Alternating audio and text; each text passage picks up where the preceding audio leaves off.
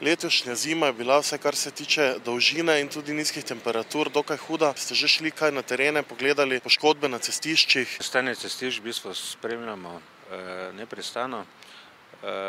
Normalno, da smo tiste najhujše poškodbe smo že evidentirali. Tiste, ki jih je bilo potrebno odpraviti, to so v glavne tele udarne jame, odpravljamo sproti vsakodnevno. 24 ur na dan je ekipa tukaj, ki te udarne jame odpravlja tudi. Drugače pa normalno, da so se pojavili tudi kot posledica zime, je normalno pojav tudi na makadamskih površinah, na asfaltnih površinah. Treba je odstraniti posipne materiale, tiste, ki so ostali. Potrebno je popraviti večino makadamov, bankin.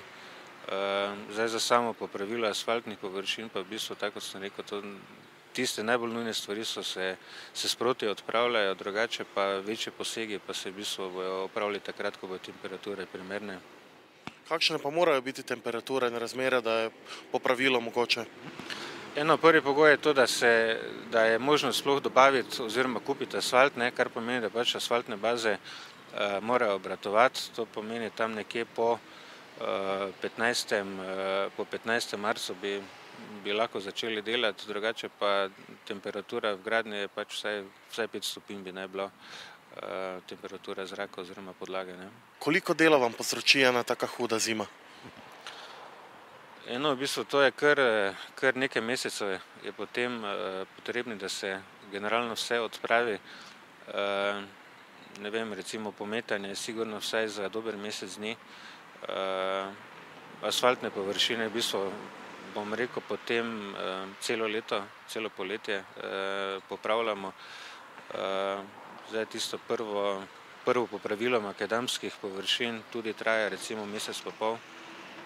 Tako da to je kar v povprečju bi rekel, mogoče ne 2 meseca. Kaj je krivo za te razpoke udarne jame? To je kombinacija vlage, že obstoječih razpok, ki so bile in pač normalno, fizikalne lastnosti vode, da ko zaledeni, da pač poveča volumen. Torej pomeni, da normalno, da pač izrine tisti material, ki je zraven vode in je nevezan.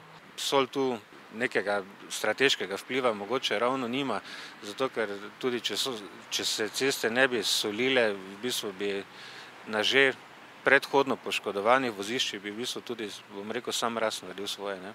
Koliko te soli je bilo letos porabljene? Zdaj zaenkrat 3400 ton.